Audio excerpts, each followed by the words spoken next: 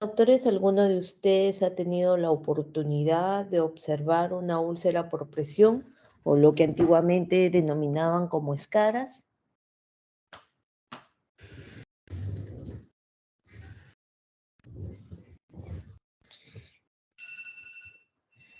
En mi caso ¿Ninguno? no, doctora, no he tenido la oportunidad. ¿Y los Sí, demás doctores? sí. ¿Sí, doctor? Ok. ¿Y cómo definiría usted una úlcera por presión?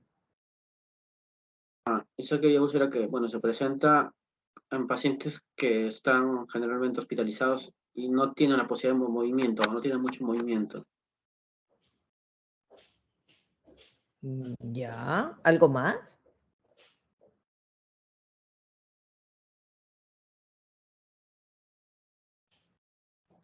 ¿Recuerdan ustedes?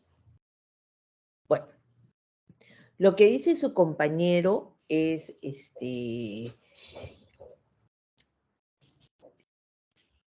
se refiere a que es una lesión que se va a localizar en la piel y en los tejidos subcutáneos relacionados a ella, pero que se encuentran cercanos a las prominencias óseas o a la presencia de un instrumental médico.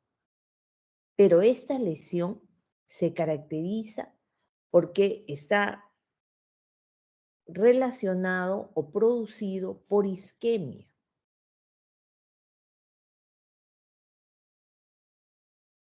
Asociado a una presión prolongada en esa zona. Actualmente ya se le conoce como injuria por presión. ¿Qué debemos recordar?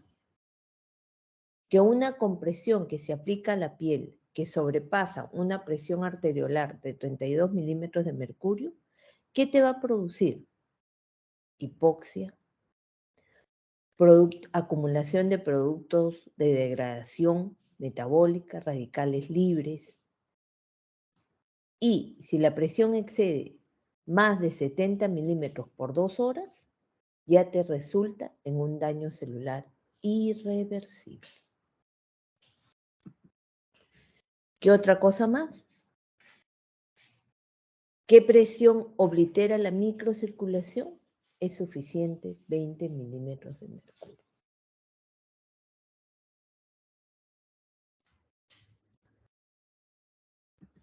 Epidemiológicamente, ¿quiénes van a presentar mayor riesgo de tener esta patología? Que al final, ustedes ya saben, se considera un síndrome geriátrico. La gran mayoría de casos son adultos mayores. Es mucho más frecuente encontrar en pacientes hospitalizados, en casas de reposo, ¿no? En estudios que se realizaron en el Perú, hay un estudio del 2007, por ejemplo, que se realizó en el Hospital Cayetano Heredia, que encontraron que esta frecuencia era más o menos 11%. En el 2017 también se hizo un estudio incluso en el Hipólito Unanue, donde encontraron que la prevalencia de este problema en pacientes hospitalizados fue de 1.61 y en adultos mayores se presentó en el 7%. Este es el estudio. Bueno, fue básicamente un estudio observacional, retrospectivo, ¿no? Donde ¿qué encontraron? Que las localizaciones más frecuentes fueron a nivel sacro y de talón, y donde los estadios más frecuentes fueron el 2 y el 4. Y que los que presentaron mayor riesgo eran los que tenían hipoalbuminemia, anemia o linfopenia, tenían mayor riesgo para presentar úlceras por presión graves. Continuando con los datos epidemiológicos, su sola presencia aumenta la mortalidad hasta 4 veces. Y si son de grado 3 o 4, es aproximadamente 50% dentro de los 6 meses. Otro dato que quiero que siempre recuerden, doctores, es que casi el 99% de los casos han podido ser evitados. se considera actualmente un marcador de calidad en servicio en salud. ¿Qué quiere decir esto, doctores? Pregunta, ¿qué pasaría si mientras ustedes tienen a un paciente bajo su cargo, ¿no?, el paciente desarrollara una úlcera por presión?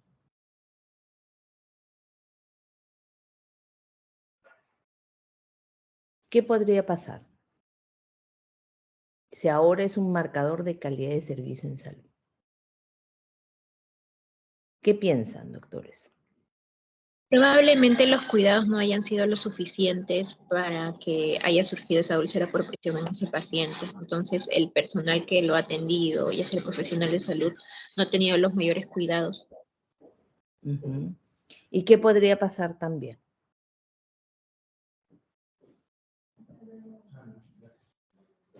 Ante todo eso.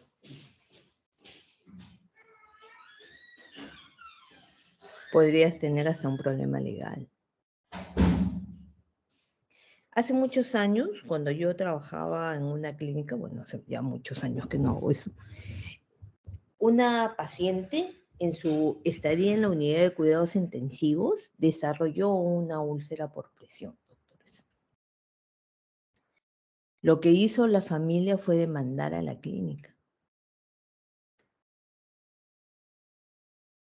Y la familia ganó.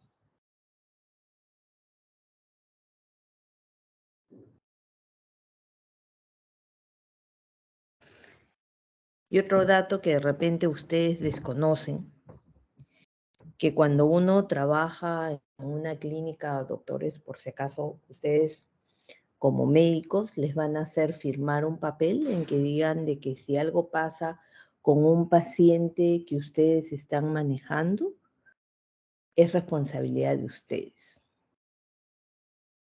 no de la clínica.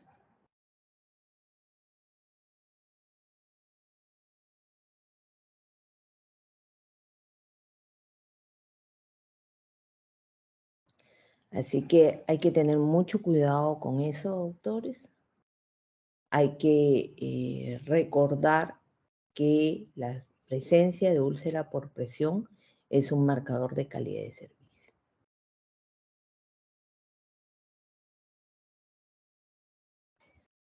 ¿Se entiende, no, doctores? Sí, doctor. Perfecto.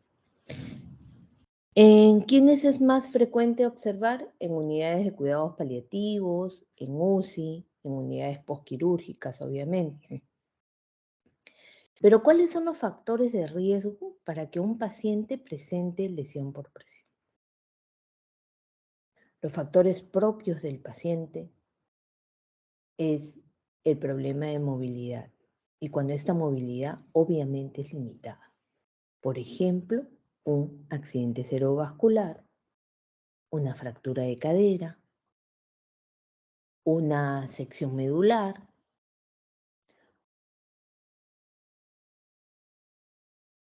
un paciente en ventilación mecánica, por ejemplo.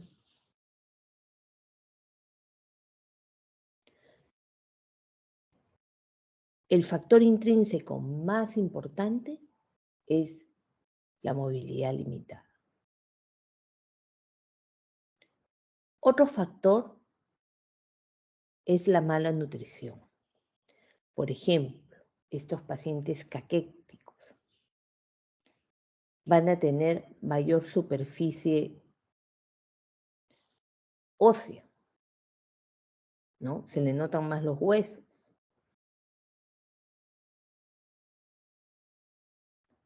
Las comorbilidades que te van provocando que el paciente tenga una peor irrigación. Por ejemplo, diabetes. El mismo envejecimiento de la piel también. Y de los factores extrínsecos, doctores, la presión es el factor más importante. Una consulta, doctores. ¿Qué es presión desde el punto de vista de la física?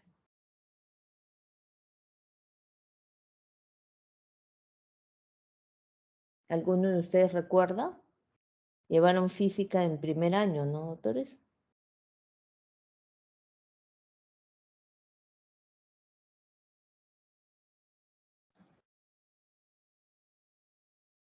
¿Ninguno de ustedes se acuerda, doctor? ¿Qué es presión?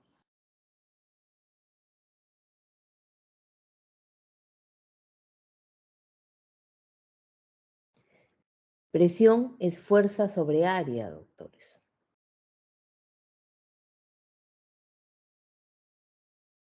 ¿Esto qué quiere decir? Que a mayor área, ¿cómo va a ser la presión?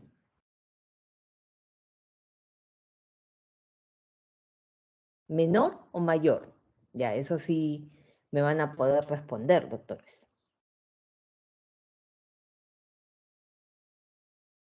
A ver, ¿quién puede responderme, doctores? Menor, A mayor presión. ¿A mayor área, mayor es la presión? menor, doctora. Menor Menor. presión. Exacto. ¿Por qué es menor? ¿Por qué? Porque el área es inversamente proporcional a la presión.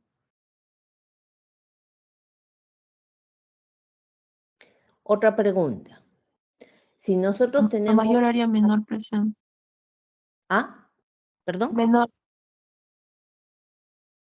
A mayor área, menor presión. Exacto, doctores. Es inversamente proporcional. Pregunta. Si ustedes tienen un paciente con una movilidad limitada, por ejemplo, está en una demencia en un GDS7, ¿ok? Ya. ¿Qué pasaría, por ejemplo, si el paciente está acostado o si el paciente está sentado? ¿En qué momento va a tener mayor riesgo de que pueda presentar una lesión por presión? Cuando está sentado. Exacto, doctores. Se entiende, ¿no? Porque el área es menor. Todo su peso va a ir sobre una menor área. ¿Sí, doctores? ¿Me entienden? Sí, doctora. Ya. Por eso es que a los pacientes que están sentados, uno tiene que movilizarlos de manera mucho más frecuente. Incluso algunas revisiones te refieren que cada 15 a 30 minutos el paciente tiene que ser cambiado de posición. A diferencia que si está acostado, puede ser hasta 2 horas.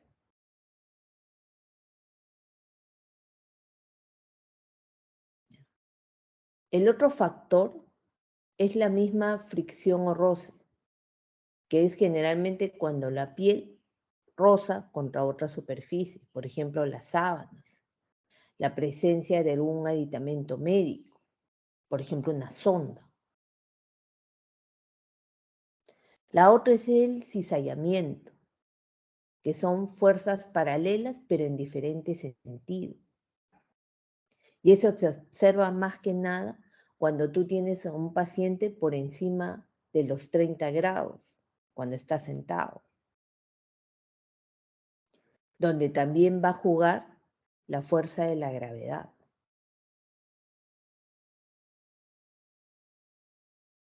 Y el cuarto factor es la humedad. Por eso es que los pacientes, por ejemplo, no deben quedarse con el pañal mojado o con heces.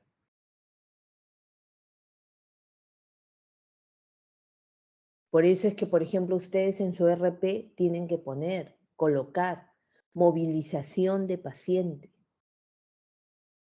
cada 2 horas, ¿no?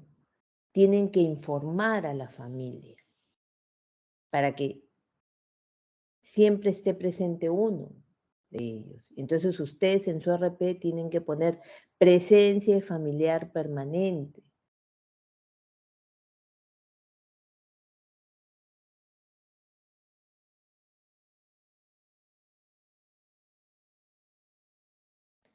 Entonces, ustedes van a decirme, pero yo cómo sé si un paciente tiene riesgo o no de presentar lesión por presión.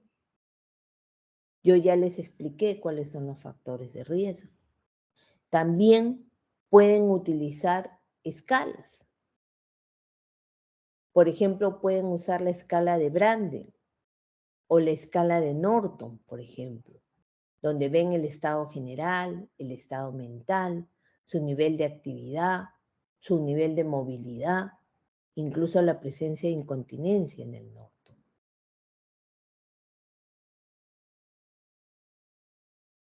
Si, por ejemplo, tiene un valor menor de 12, ustedes saben que tiene un riesgo alto, ¿no? Si es menor de 12, tiene mayor riesgo de presentar lesiones por presión. O pueden usar la escala de Braden, ¿no? Donde van a ver la percepción sensorial, su exposición a humedad, su actividad, movilidad, nutrición. ¿Y qué es lo importante de esto, doctores? Que ustedes pueden utilizar cualquiera de las escalas. En general, estas dos son las más conocidas. Y ustedes deben ponerlo en la cabecera de la cama.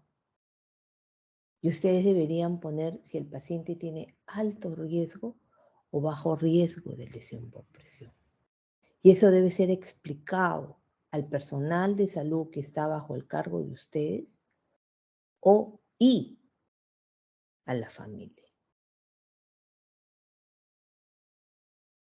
¿Por qué? Porque a ustedes siempre les va a faltar personal.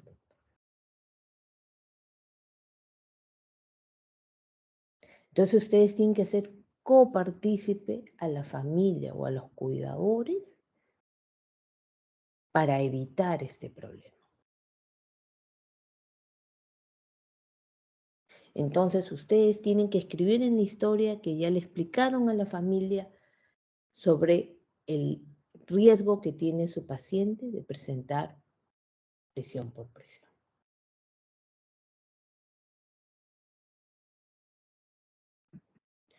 Nuevamente, para recordar, tenemos el problema de la dismovilidad, esto asociado a la presión. Todo esto en pacientes, especialmente con otras comorbilidades, por ejemplo, la malnutrición, la misma, por ejemplo, la misma presencia de otras enfermedades, llámese diabetes, llámese problemas de aterosclerosis severa, te pueden llevar a una mayor posibilidad de hipoperfusión tisular, ya que puedas desarrollar lesión por presión. ¿Cuáles son las zonas más frecuentes? Obviamente, si estás en decúbito dorsal, es la zona del sacro y los talones. Puede ser incluso los codos, la cabeza. Si estás en decúbito lateral, puede ser la zona de los malleolos, los trocánteres, ¿no? Las costillas. Yo he encontrado y he visto pacientes, doctores, que en el pabellón auricular tenían lesiones por presión y generalmente han estado asociadas también a la presencia de las ondas nasogástricas, ¿no? ¿Por qué? Porque se solía poner o enroscar la sonda nasogástrica en el pabellón auricular.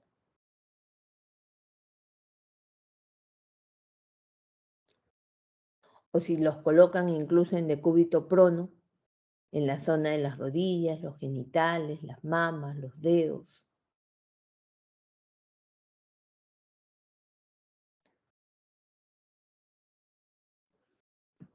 ¿Cuáles son los estadios de las lesiones por presión? Tenemos el estadio 1, donde es solamente la zona de piel eritematosa, doctores, que no cambia de color cuando ustedes presionan. Doctores, les voy a pedir que se toquen la yema de los dedos. Tóquense la yema de los dedos y suelten. Presionen y suelten.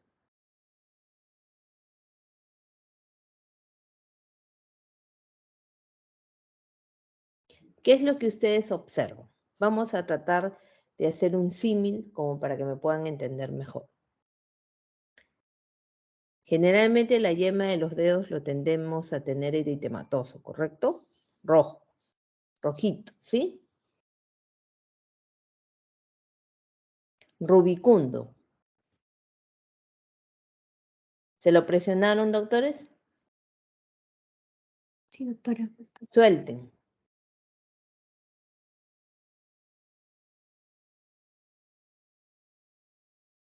Entonces, ¿qué pasa cuando nosotros tenemos ya formado una úlcera por presión?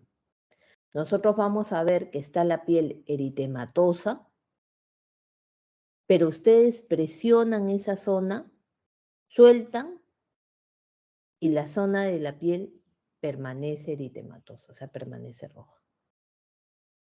Entonces, cuando ocurre esto, ustedes ya tienen que sospechar que ya tiene una úlcera por presión estadio 1. Generalmente la piel, o no generalmente, la piel no va a lucir dañada. Puedes observar que ya hay cambios de temperatura, puede haber dolor.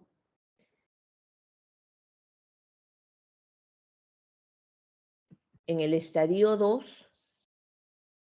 ustedes ya van a observar que hay pérdida parcial de la piel. Puede haber incluso hasta una ampolla rota. Pero generalmente el hecho es viable. Se ve rojito, se ve humedecido. En el estadio 3, ya, aparte de la pérdida del grosor de la piel, que incluso ustedes pueden ver epíbole, que si ustedes ven acá en la piel, se ve como si tuviera diferentes niveles.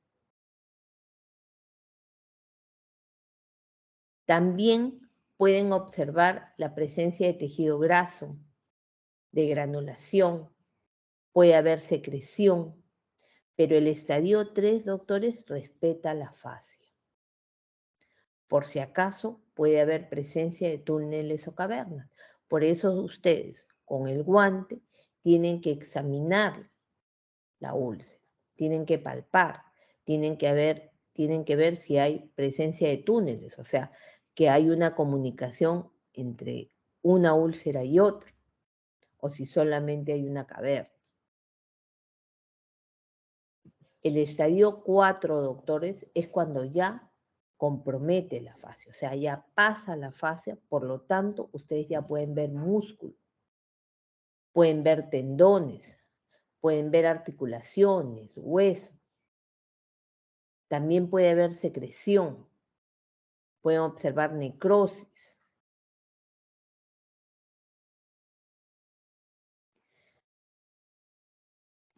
También hay otro estadio que le consideran el de lesión de tejidos profundos, y este es el que se produce por cisáea, que generalmente van a ver bordes irregulares, doctores. Y generalmente, si este es el trocánter, ustedes van a ver que la lesión está desplazada entre unos 30 a 45 grados de la cresta ósea. Y nuevamente, ¿qué es lo que vemos? El doble eritema. Si ustedes van a ver, al centro se ve más oscuro.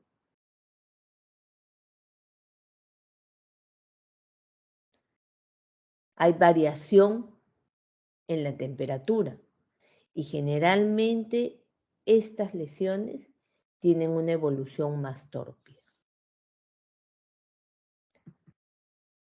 Bueno, después hay lo que se denomina un estadio sin clasificar, que es cuando la lesión está cubierta por una escara, que es el tejido necrótico. la cual debe retirarse para realmente saber cuál es su estadio. ¿Qué es lo que nosotros vamos a evaluar, doctores?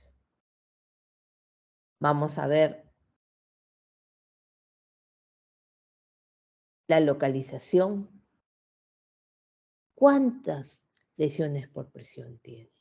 ¿En qué estadio está? ¿Cuál es el área aproximada? ¿Qué tipo de secreción tiene? ¿Es verdosa? ¿Es erohemática? ¿Tiene mal olor? ¿Cómo está el lecho de la úlcera? ¿Es friable? ¿Se rompe fácilmente? ¿Hay túneles o cavernas? ¿Cómo está la piel alrededor? ¿Tiene dolor? ¿Tiene otras lesiones antiguas? Y principalmente, doctores, ¿cómo está el paciente? ¿Cuál es el estado general? ¿Cómo está su presión? ¿Tiene signos de CIRS? ¿Está taquicárdico, con fiebre de repente? Porque obviamente estas lesiones, al ser una puerta abierta, ¿no? Hay pérdida de continuidad de la piel. Esta puede ser la entrada para la sepsis. Entonces, ¿cuándo yo voy a sospechar que una lesión por presión puede estar infectada? Obviamente voy a buscar signos de flebosis. Si hay calor, si hay dolor, si hay eritema.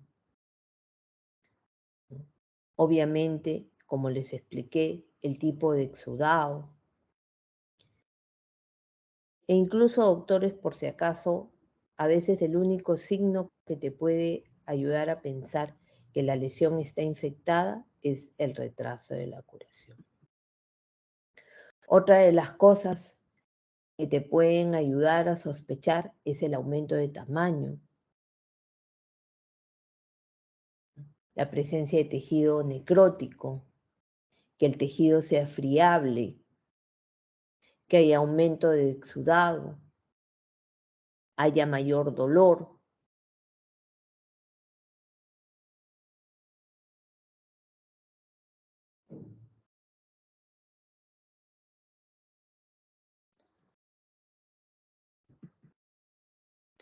En general, ¿qué es lo que nosotros debemos siempre recordar que debemos hacer? Es que la piel del paciente tiene que ser evaluada de manera regular. No es que si el paciente viene por una neumonía, yo solamente me voy a dedicar a escucharle todos los días el pulmón. No, doctores. Ustedes tienen que hacer una evaluación completa que incluya la piel. Especialmente el primer día, doctores. La primera vez que el paciente llega a sus manos, doctores, ustedes están en la obligación de observarle toda la piel. Con la presencia de un técnico a su lado, ustedes tienen que revisarle toda la piel del paciente. Y si hay una lesión por presión, hacerle presente al familiar. Mire, señor, cómo está ingresando su familiar con nosotros.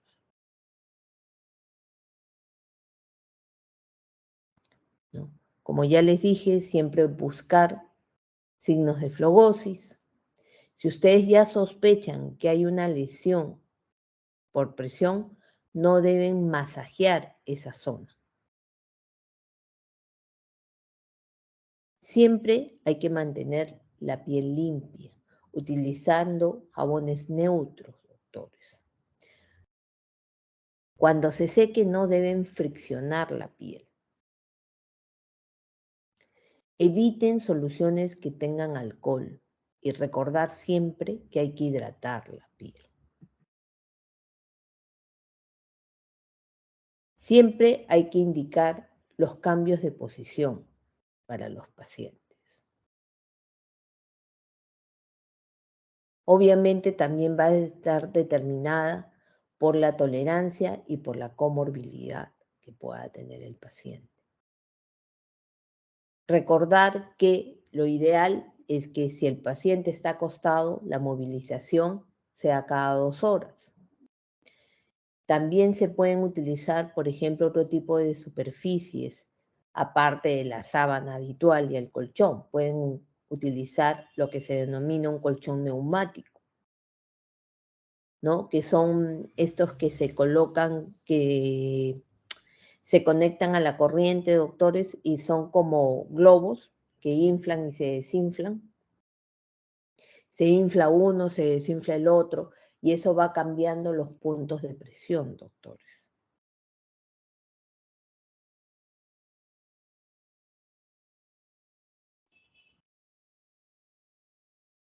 Y siempre recordar que tenemos que lograr que el personal de salud y la familia intervenga en la movilización del paciente.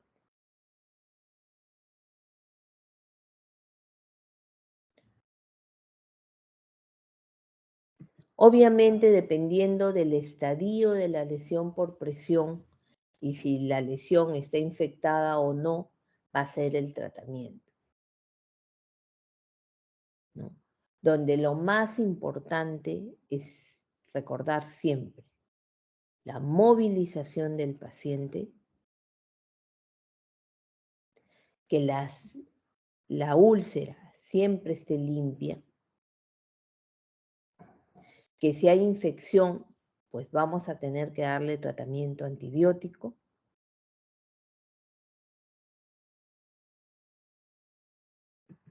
Ahora hay varios apósitos que ustedes van a encontrar en el mercado.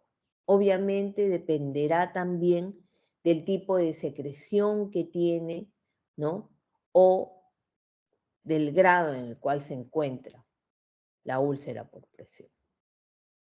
Si ustedes, por ejemplo, tienen una lesión que elimina mucha secreción, pues les va a convenir de repente utilizar una de alginato, que son como unas mechitas que ustedes van a poner en la zona de la úlcera y esto va a absorber la secreción, ¿no? Si, por ejemplo, está con necrosis, ustedes lo ideal que van a tratar de hacer, por ejemplo, es sacar esa zona necrótica. Si tiene presencia de secreción con mal olor, nuevamente pueden usar, como les dije, la de alginato, ¿no? Y con respecto al debridamiento, ahora hay los mismos apósitos, te pueden ayudar a que puedas debridar la lesión, si obviamente esta escara no es muy gruesa, ¿no?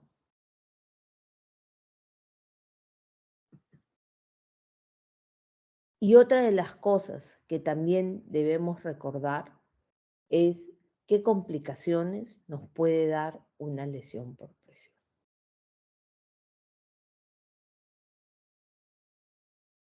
Si ya les dije que un grado 4, cuando ya ha pasado la fascia, puedes observar hueso, tendón, obviamente te puede dar una osteomielitis.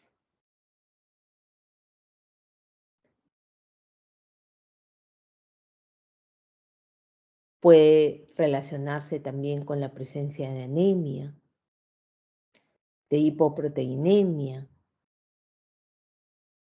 de sepsis. Y las complicaciones menos frecuentes es la presencia de fístula, de calcificaciones heterotróficas, de amiloidosis e incluso cáncer. Aquí les traigo algunas fotos para que ustedes puedan ver las lesiones por presión asociadas a aditamentos médicos. Por ejemplo, miren aquí, doctores, por la presencia de sonda nasogástrica, ¿no? Aquí, por la presencia de un collarín cervical.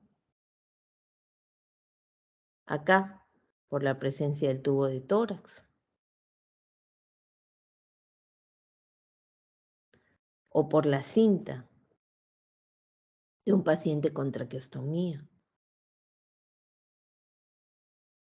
O por la cinta de repente de la banda cuando uno pone la máscara de Venturi. Miren acá.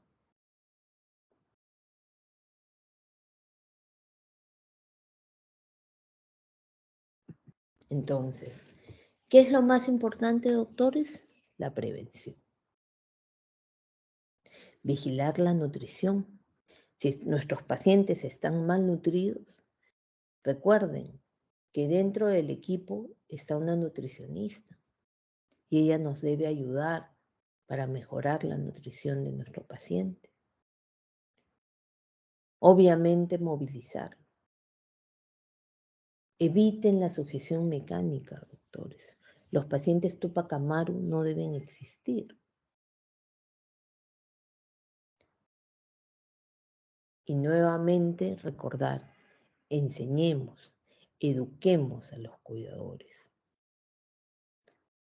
tanto personal de salud como familiares. Sin olvidar evaluar los factores de riesgo. Con respecto a la curación, doctores, ¿qué es lo que se ha visto?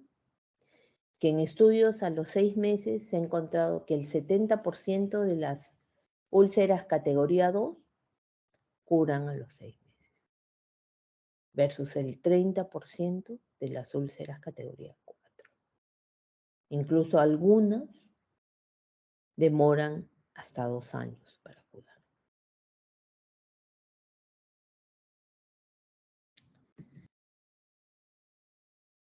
¿Qué debemos recordar? Que estas lesiones, doctores, se van a producir por isquemia, asociadas a la presión en la zona, donde la inmovilidad es el factor intrínseco más importante, porque el extrínseco es la presión. Es un indicador de calidad de tensión y de morbimortalidad. Pregunta, doctores, ¿quién va a tener peor pronóstico? Si ustedes tienen 2 pacientes de 80 años que vienen por neumonía, pero uno de ellos tiene úlcera por presión, ¿cuál va a tener peor pronóstico? El que tiene úlcera por presión. Exacto. Entonces, bien, doctora, evaluemos desde el ingreso, si hay lesiones. El estadio 1 es la zona de piel eritematosa que no cambia de color al presionarla. El estadio 2 es cuando hay pérdida parcial de la piel, o puede ser netamente la presencia de una ampolla. El estadio 3 es la lesión que respeta la fascia. El estadio 4 es cuando sobrepasa la fascia y se ve el músculo o hueso. Y la lesión de tejidos profundos, que recuerden que es la de evolución más tórpida. Y siempre educar al personal de salud y a la familia. No sé si tienen alguna pregunta, doctores.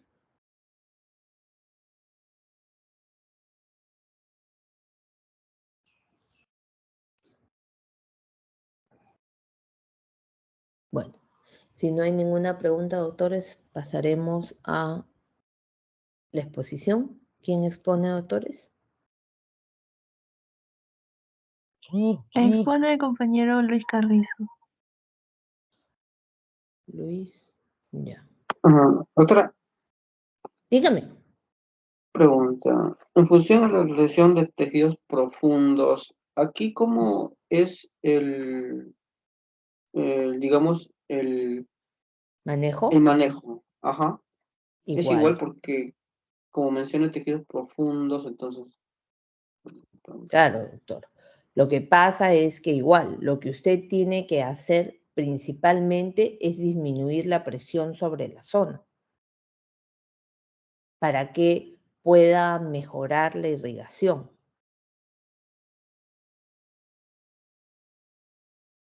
Y si ya está infectada, si ya está hecha la úlcera, igual, ¿no? Se maneja como todas.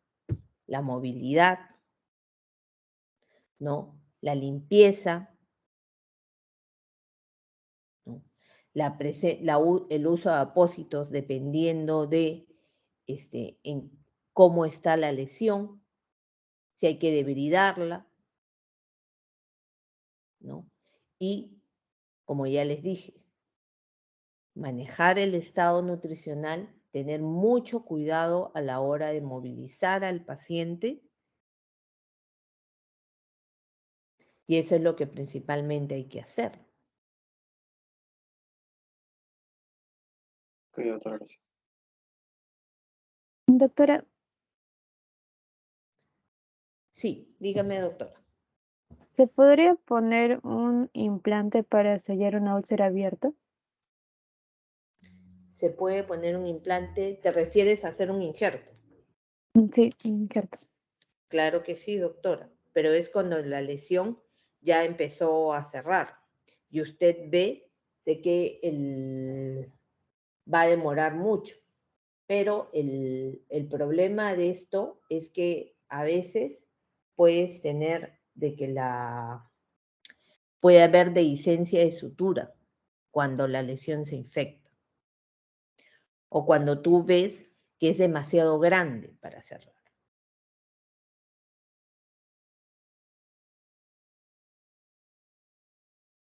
Ok, doctora, gracias. Ujú.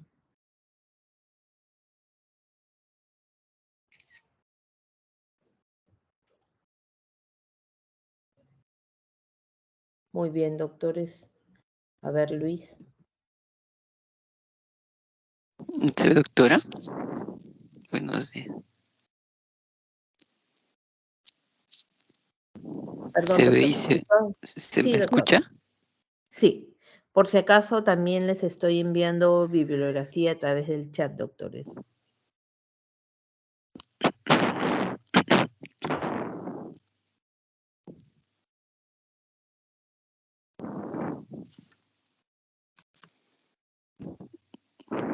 Sí, Me doctor, lo avisa para escuchamos. empezar. Ah, ya. Gracias, doctora. Bueno, vamos a hacer el seminario, ¿no?, acerca de depresión en adultos mayores. Mi nombre es Luis Carrizo. Y una pequeña introducción, ¿no? La depresión en adultos va a ser una patología muy frecuente, ¿no? A pesar de que ha sido no tan correctamente diagnosticada, ¿no? Generalmente está subdiagnosticada y también subtratada, ¿no? No se puede eh, dar a conocer en estos casos que el paciente sea por la vejez, ¿no? No se le puede atribuir a la vejez un episodio de depresión, ¿no? Se le conoce como Late Life Depression a la depresión en adultos mayores, mayores de 60 años, ¿no? Podemos distinguir dos tipos, uno de inicio temprano y uno de inicio tardío, lo cual podríamos decir, ¿no?, que en el inicio temprano es antes de los 60 años, que presenta los adultos mayores con depresión recurrente o puede ser crónica, ¿no? Y de inicio tardío va a ser después de los 60 años. Esto más está asociado a niveles neurológicos, ¿no?, y también a las demencias. Se estipula, ¿no?, que el 80% de casos de depresiones van a ser manejados a nivel primario, ¿no? En este caso tenemos que conocer bien en cuanto al diagnóstico y un correcto tratamiento, ¿no?, para así abordar bien, porque es en este ámbito donde van a llegar más pacientes, ¿no? También hay que saberlos tratar. En cuanto a la epidemiología vamos a ver, ¿no?, que en el 2020, en el Perú, 30 de cada 100 familias estaba compuesto por un adulto mayor, ¿no? Y el 20% de los adultos mayores tiene algún trastorno mental, ¿no?, como la depresión, y este está presente en 14.18 de esta población, ¿no? Hay un estudio, ¿no?, que nos menciona acerca de la depresión en adultos mayores peruanos en el año 2017. Se tuvo como fase la encuesta demográfica de salud, el ENDES del 2017, ¿no? Aquí se encontró, ¿no?, que fue del 14.2% y en las cuales se encontraron, ¿no?, como variables de depresión. Fueron el sexo femenino, carácter de instrucción, la edad mayor de 75 años, vivir en una zona rural y la pobreza, ¿no?, como vemos. También entre las causas que hemos encontrado, ¿no?, hay diversos estudios en la cual menciona, ¿no?, que hay un bajo soporte social y una institucionalización, ¿no? También podríamos mencionar ciertos problemas financieros, antecedentes de depresión, comorbilidades, deterioros cognitivos, abuso de alcohol, ¿no? Y la depresión va a tener un gran impacto en el adulto mayor, ¿no? Como podemos ver aquí, va a tener una mayor mortalidad, ¿no? También un mayor riesgo suicida de estos pacientes, mayor riesgo de recurrencia de depresión, inclusive más dependencia, ¿no? Y si es que tiene algunas comorbilidades, va a tener una peor evolución. Va a presentar una mayor discapacidad, una menor calidad de vida, más consumo con consultas ambulatorias y de urgencias. Las hospitalizaciones suelen ser más prolongados y hay un mayor riesgo de consumo tanto de fármacos, alcohol o sustancias nocivas, ¿no? Para el diagnóstico, eh, vamos a ver, ¿no?, que se sugiere que en todo ámbito se debe hacer un screening en el adulto mayor, si es que existe una confirmación diagnóstica, ¿no? Y así hay que evitar los falsos positivos, ¿no? Hay una pregunta en la cual se recomienda, ¿no?, que debe estar incluido en todo ámbito, ¿no?, el cual es: el último mes se ha sentido deprimido. Si es la respuesta sí, en este caso podríamos aplicar, ¿no?, la escala geriátrica de Dichabach abreviada para ver si es que hay una gran sospecha de depresión, ¿no? Esta consta de 15 preguntas, cada una de las cuales otorga un punto. Y si es mayor o igual a 6 puntos, no hay que sospechar bastante sobre una depresión en el adulto. ¿Cómo diagnosticamos la depresión?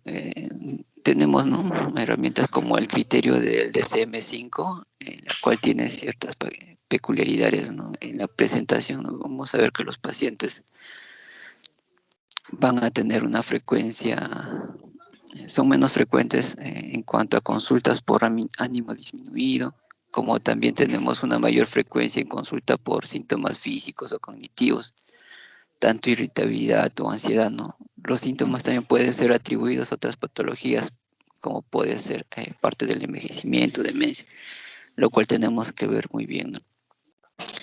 Aquí tenemos los criterios del DSM-5 en cuanto a un episodio depresivo mayor, ¿no?, en el cual vemos, ¿no?, que al menos 5 de los siguientes síntomas deben estar presentes. Debe incluir uno de los dos primeros, ¿no?, el ánimo deprimido, la disminución de interés o placer, ¿no? Estos tienen que estar presentes al menos 2 semanas. Debe haber, ¿no?, un cambio de funcionalidad previo. También, y en esto menciona, ¿no?, el ánimo deprimido, disminución del interés o placer, pérdida o ganancia de peso, ¿no?, con o sin dieta. Va a haber presencia de insomnio, hiperinsomnia, también agitación o enlentecimiento psicomotor, fatiga o pérdida de energía, sentimiento de inutilidad o culpa, disminución de la concentración y un pensamiento recurrente de muerte, ¿no? Hay que evaluar bastante estos aspectos. Además de ello nos menciona, ¿no?, que los síntomas tienen que causar un malestar significativo o deterioro social.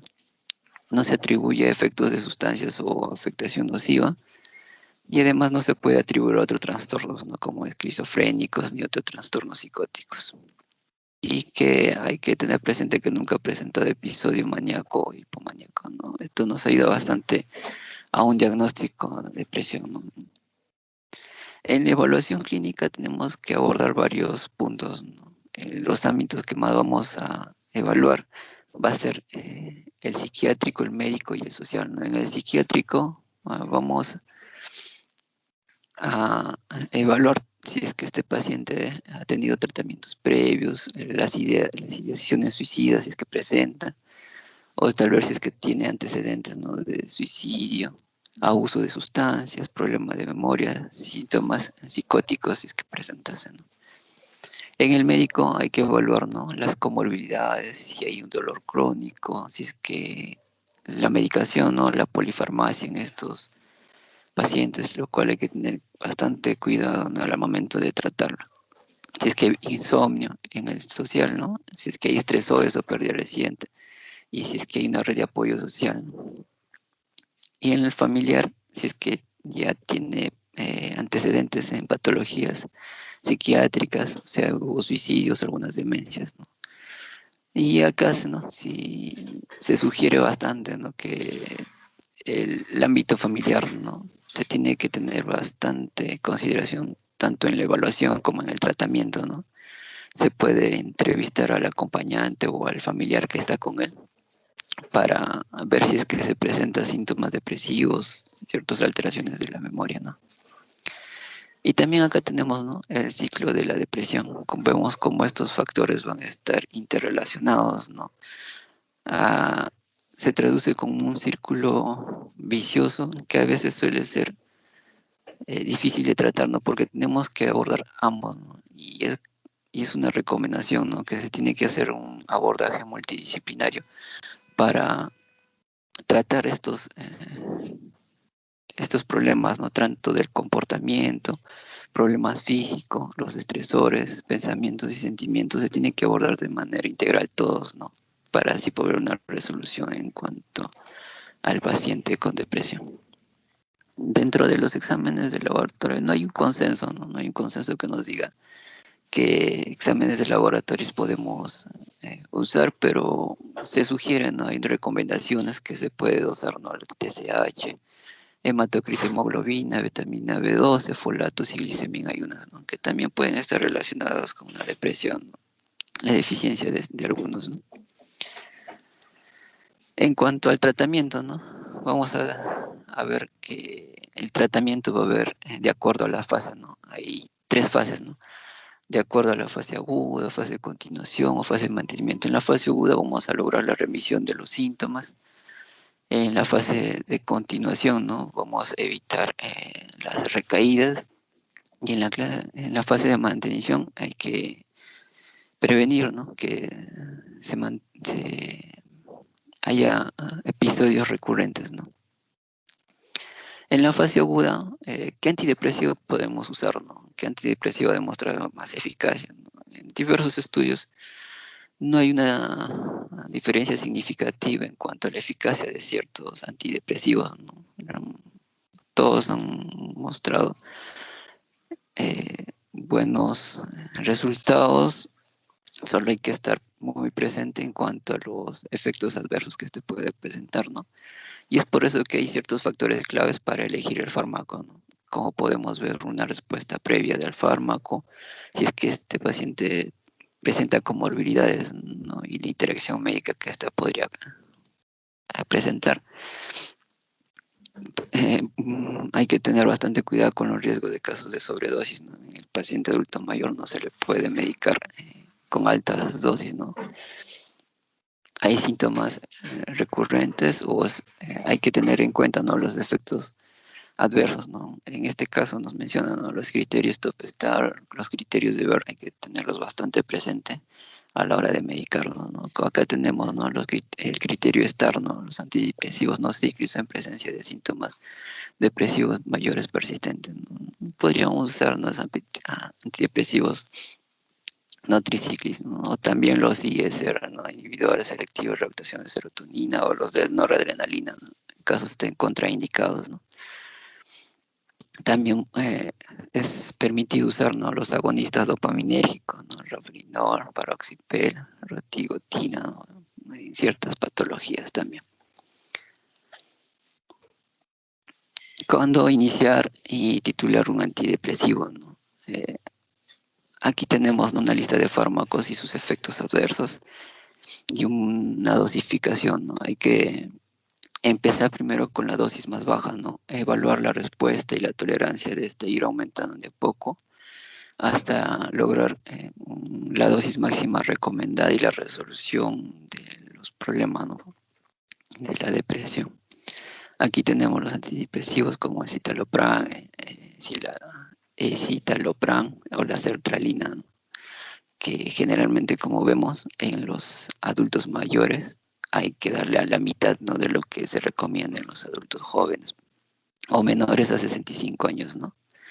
Dentro de los efectos adversos más serios que debemos tener en cuenta es hemorragia secundaria, atrombocitopenia, hiponatremia, ¿no?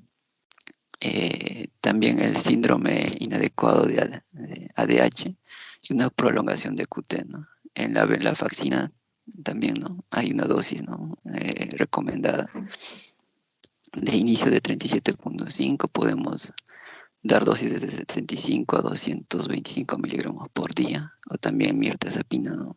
Con una dosis inicial de 15. En este caso, en la mirtazapina hay que tener bastante cuidado con aumento de colesterolemia, o en la venlafaxina con la hipertensión, ¿no?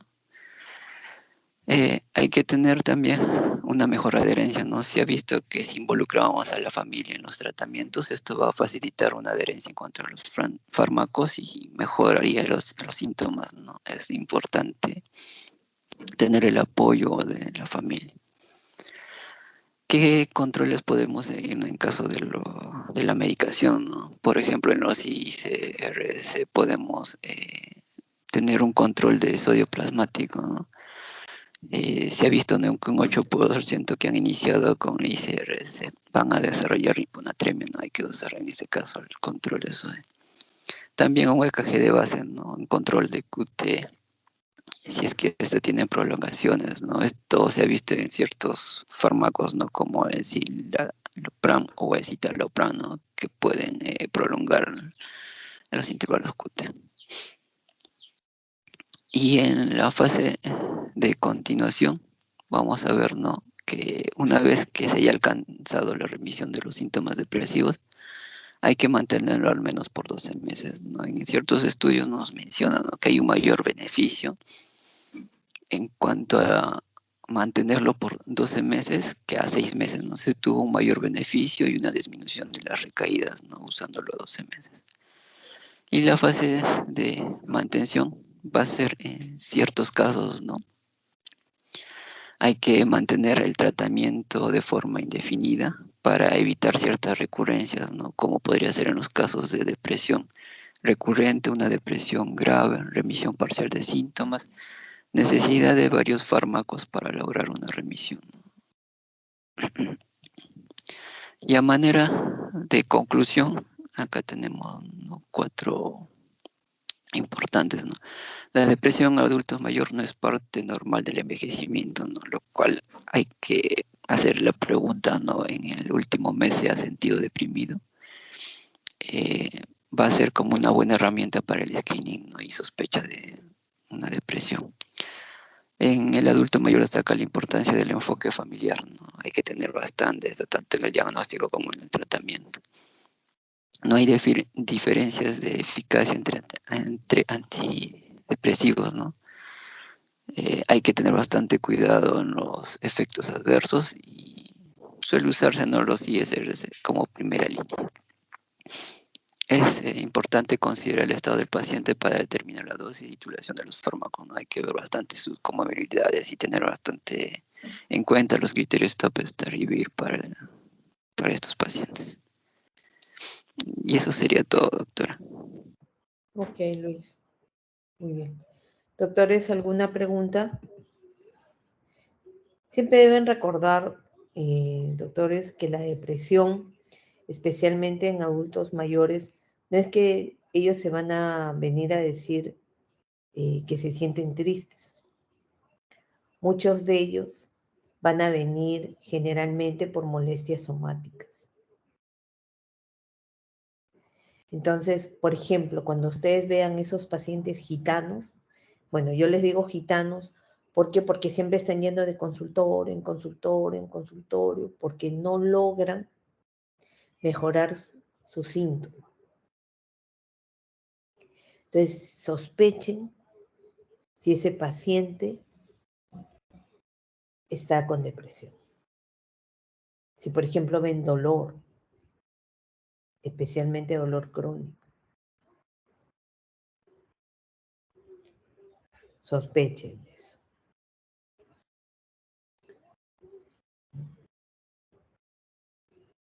Si bien tú le puedes preguntar a veces a los pacientes, ¿usted se siente deprimido? Probablemente ellos te van a decir que lo que ellos sienten es mucho dolor,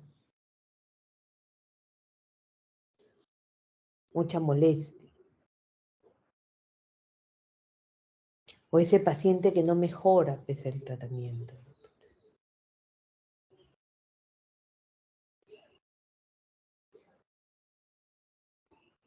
Y lo que dice su compañero es muy cierto. Uno tiene que escoger la medicación de acuerdo a las comorbilidades que tenga su paciente. Y obviamente a los síntomas blancos. Si, por ejemplo, ustedes tienen un paciente que tiene hiporexia y tiene insomnio, de repente les convenga utilizar mirtazapina.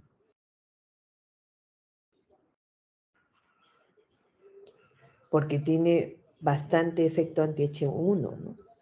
Tiene bastante efecto hipnótico.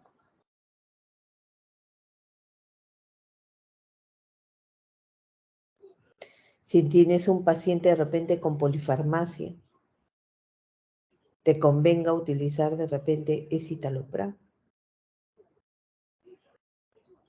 o mirta, ¿no? Entonces, tienen que leer para poder decidir cuál sería la mejor medicación para su paciente.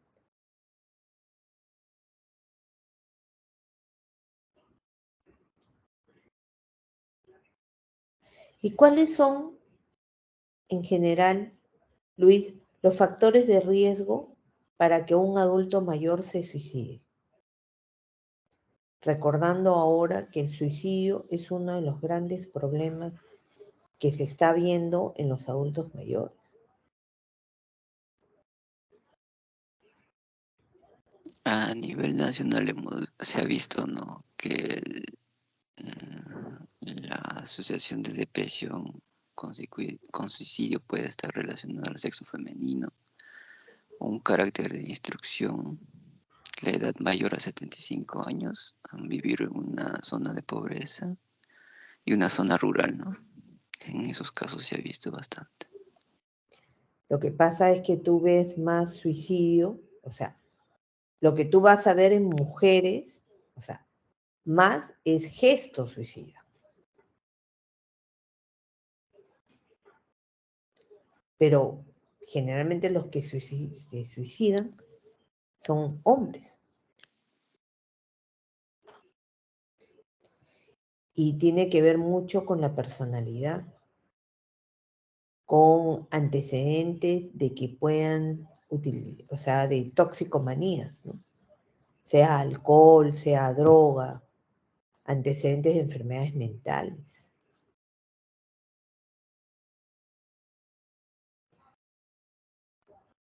La comorbilidad que puedan tener o la enfermedad, especialmente si es invalidante o una pérdida vital.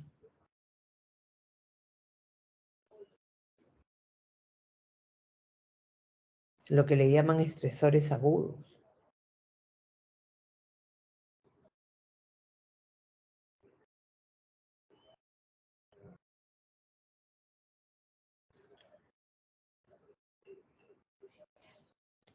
Bueno, pues doctores, ¿alguna pregunta?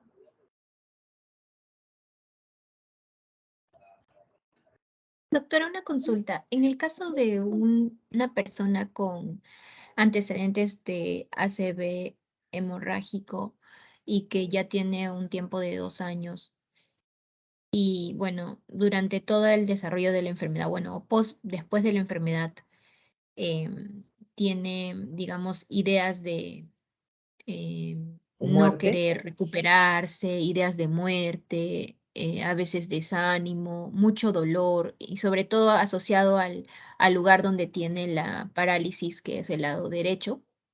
Tuvo una parálisis del hemicuerpo derecho.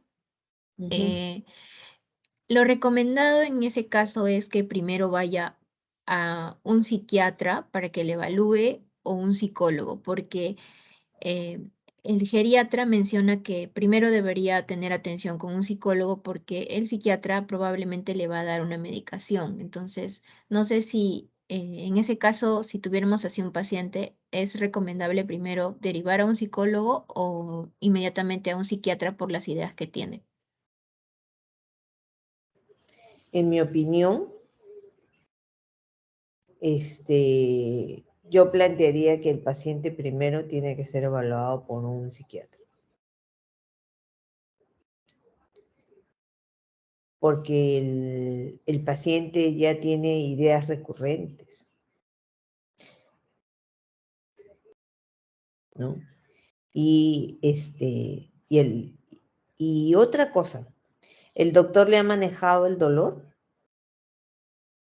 Sí, siempre le han manejado el dolor y le han dado medicación para el dolor, pero aún así el dolor persiste y eso se asocia también a la falta de ánimo, el deseo de a veces no comer Ujú. o a veces las ideas suicidas que tiene. Bueno, no suicidas, sino las ideas de que ya De muerte. no debería seguir viviendo, de que ya para qué Ah, sigue viviendo si va a tener mucho dolor, algo así, ¿no? Esas ideas. ujú, ujú, ujú. Bueno, yo creo que lo que habría que hacer es cambiarle de repente la combinación de medicación del dolor, porque por lo visto tiene dolor de tipo mixto, ¿no? Y donde tiene un gran componente neuropático. Y que incluso de repente podría utilizar medicación de tipo dual. Yo sí creo que lo ideal sería primero evaluarlo desde el punto de vista psiquiátrico, porque a mí, por ejemplo, me ha pasado que a veces los pacientes no, no logro, ¿no? Por más que yo he intentado hablar mucho con ellos, sacarles toda la información, ¿no? De realmente si ha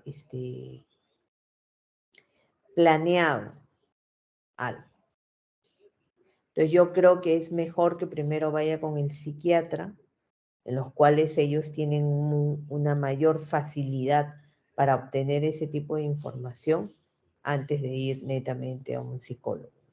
Porque en un psicólogo básicamente lo que va a hacer es de repente un poco de terapia conductual, ¿no? Pero creo yo que lo más importante al inicio es la evaluación con un psiquiatra. Esa es mi opinión.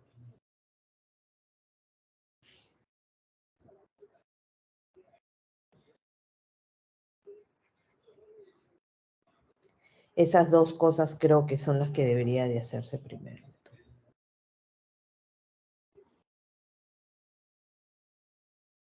Está bien, doctora, muchas gracias. Nada. Probablemente, no sé, bueno, es mi familiar Ujú. y en el hospital que ella se atiende, que es un hospital de salud, la geriatra le dijo que primero debería pasar por un psicólogo porque el psiquiatra probablemente la va a medicar. Entonces, como ya tiene medicación y darle más medicación, tal vez podría hacer que no sé, dependa mucho de los medicamentos. Entonces, por eso es que Dependa sugirió que mucho. primero sea un psicólogo. Lo que pasa, doctora, es que esto es de larga. Bueno, yo no podría decir que está mal lo que le ha hecho la geriatra, ¿no? Pero yo considero que si la doctora no ha logrado controlarle sus problemas, porque aparentemente tiene mucho de reactivo también, ¿no? O sea, tiene mucho dolor y por eso él se siente mal. Y si ha hecho todo el trabajo multimodal, o sea, ha ido para todos los niveles, o sea, tanto desde la terapia física, el manejo con medicamentos, yo creo que debería nuevamente, ¿no? Cambiar la fórmula, o sea, cambiar la combinación de medicamentos e ir de todas maneras al psiquiatra, porque obviamente si la doctora le está dando de todo, imagino yo que también le está dando un antidepresivo, o estoy equivocado. No, todavía no ha hecho manejo con antidepresivos. Solamente está tratando el dolor neuropático, la hipertensión, nada más. Recuerda que generalmente los pacientes con dolor crónico se deprimen, ¿no? Y el manejo de dolor crónico es manejo multimodal.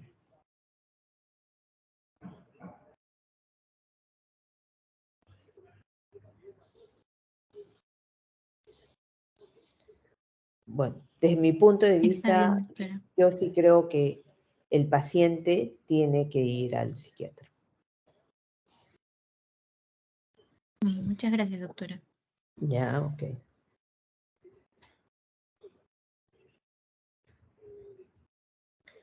Muy bien, doctores, si no hay ninguna pregunta. Doctora, buenos días. Dígame, Quería doctor. hacerle un pedido. Mire, más que una Dígame, pregunta. doctor. Quería solicitarle si le podría hacer llegar a la delegada las claves del examen que dimos la semana pasada. Oh, ¿no Para se que lo lo... mandé? Oh, ya, Hugo, sí. Lo siento, yo estaba segura que lo había mandado. Gracias, Ya, doctora. no te preocupes, Hugo. Ahora